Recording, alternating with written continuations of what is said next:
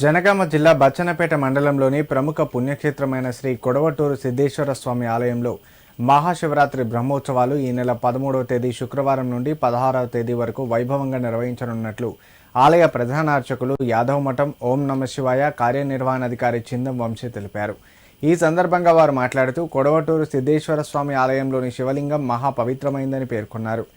మహాశివరాత్రి సందర్భంగా ప్రతి సంవత్సరం అనేక మంది భక్తులు ఇక్కడికి వచ్చి తమ మొక్కులు చెల్లించుకుంటారని తెలిపారు. ఈ సంవత్సరం కూడా భక్తులు అధిక సంఖ్యలో పాల్గొని ఉత్సవాలను విజయవంతం చేయాలని కోరారు.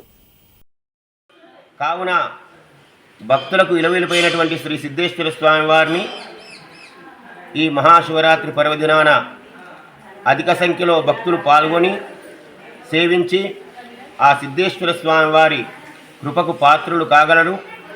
అలాగే శివ కళ్యాణంలో పాల్గొనేటువంటి భక్తులు 1516 రూపాయలు చెల్లించి ఆ కళ్యాణంలో పాల్గొనవచ్చును.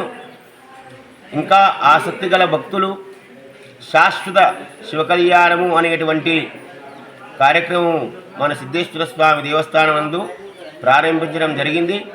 51,116 రూపాయలు సమర్పించి వంశ పారంపర్యంతము ఈ శివ కళ్యాణంలో పాల్గొనేటువంటి అవకాశాన్ని భక్తులు సద్వినియోగం చేసుకోగలరు.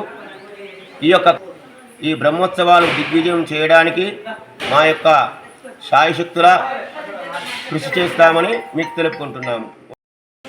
శ్రీ సిద్ధేశ్వర స్వామి దేవస్థానం కొడవటూరు బచ్చన్నపేట జనగామ జిల్లా నందు స్వామివారు ప్రతి సంవత్సరం లాగానే స్వామివారి బ్రహ్మోత్సవం నిర్వహించడం జరుగుతుంది.